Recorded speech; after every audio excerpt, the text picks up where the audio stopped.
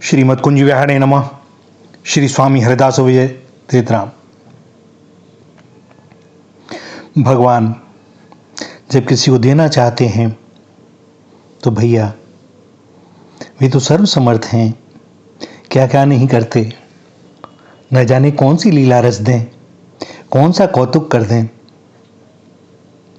एक परम अकिंचन विद्वान ब्राह्मण जो एक बार धन के अभाव से ग्रस्त होकर अपनी पत्नी के कथनानुसार कथा आदि के माध्यम से धन कमाने के लिए परदेश को गए। मार्ग में एक श्री सीताराम जी का मंदिर मिला, वहीं पर बैठकर विश्राम करने लगे। भगवान की मंगलमय झांकी का दर्शन कर उनके चित्त को बड़ा आनंद मिला। श्री सीताराम जी के चरण प्रांत में श्री हनुमान जी महाराज भी विराजमान थे।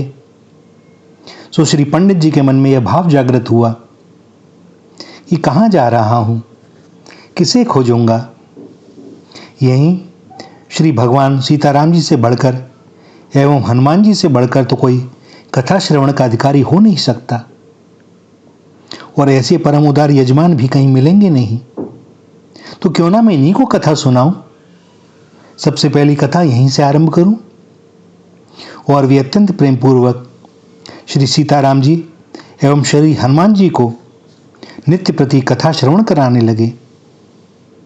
दर्शनार्थी जो मंदिर में आते थे वे पंडित जी को जब कथा कहते देखते तो कुछ सीधा सामग्री दे जाते। पंडित जी महाराज वहीं भोजन बनाते, भगवान को भोग लगाते, प्रसाद पाते और ठाकुर जी को प्रतिदिन कथा सुनाते। धीरे धीरे 29 दिन व्यतीत हो गए। श्री राम जी ने श्री हनुमान जी से कहा, कल श्री पंडित जी के कथा की पूर्णाहुति है, अतः उनको क्या दक्षिणा दी जाए। हनुमान जी ने राम जी से कहा, प्रभु श्री पंडित जी को कम से कम 1000 रुपया तो मिलना ही चाहिए। भगवान ने कहा, बहुत अच्छा। श्री राम जी एवं श्री हनुमान जी की यह वार्ता संयोगवश एक वणिक सुन रहा था। सो उसने अपनी वणिक वृत्ति के अनुसार अपने लाभ के लिए श्री पंडित जी से कथा में आने वाले चढ़ावे का सौदा कर लिया। उनसे कहा, आप 500 रुपया मुझसे अभी ले लीजिए और उसके बाद चढ़ावे में जो भी रुपया आवेगा वह हमारा होगा। भैया यह बात नई नहीं है, हंसना नहीं। आज भी बहुत जगह यही चल रहा है। बहुत से कथा के नाम पर पैसे लेते हैं, कथाकार को एक निश्चित धनराशि दे दी जाती है और जो कुछ भी आता है वह उस कमेटी के आयोजक अपने पास रख लेते हैं। चतुर लोग कौन सा व्यवसाय नहीं करते। यहाँ भी यह पुराने समय की बात है, पर वही बात। पंडित जी ने अपने मन में विचार किया, यहाँ श्रोता अधिक आते तो है नहीं, न कोई धनवान श्रोता ही आता है जो कुछ 200, 400, 500, 1000 रुपया चढ़ा दे।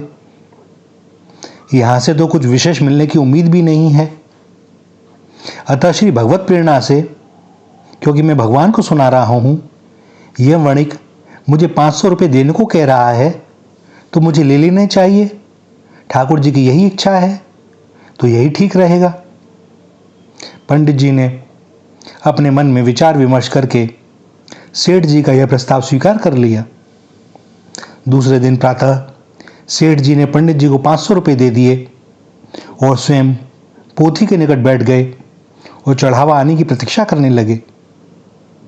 सारे दिन बैठे रहे परंतु 1 रुपया भी नहीं चढ़ा। तब वह क्रोधित होकर बोले, क्या समय आ गया है, घोर कलयुग है, देवता भी झूठ बोलने लग गए हैं। कल राम जी और हनुमान जी आपस में 1000 रुपया चढ़ाने की आपस में बात कह रहे थे, पर इन्होंने 1000 रुपया तो क्या 1000 पैसे भी नहीं चढ़वाए। मेरे गांठ का 500 रुपया और चला गया। समय बीतता जा रहा था और उनका क्रोध बढ़ता जा रहा था। अत्यंत क्रोधित होकर उन्होंने हनुमान जी को मारने के लिए लात चलाई। तत्काल ही हनुमान जी ने उनका पांव पकड़ लिया सेठ जी के लाख प्रयत्न करने पर भी वह पांव नहीं छुड़ा सके। इसी मध्य श्री राम जी ने हनुमान जी से पूछा, हनुमान, पंडित जी की कथा पूरी हो गई, उन्हें कुछ भेंट विधाई मिली कि नहीं? श्री हनुमान जी बोले, 1000 रुपये देने की बात थी, तो उसमें से 500 रुपये तो पंडित जी को मिल गए हैं। अब 500 रुपये देने और शेष हैं। मैंने यजमान फंसा रखा है। सेठ की आंखें खुल गईं। उसने कहा, क्या मुझसे ही 1000 रुपये दिलवाने थे? हनुमान जी बोले, और क्या, जब तक तुम 500 रुपये और नहीं दोगे तब तक तुम्हारा पांव छूटेगा नहीं। विवश होकर सेठ जी ने संदेशवाहक के द्वारा घर से 500 रुपये और मंगवाए और तब जाकर के हनुमान जी ने सेठ जी का पांव छोड़ा।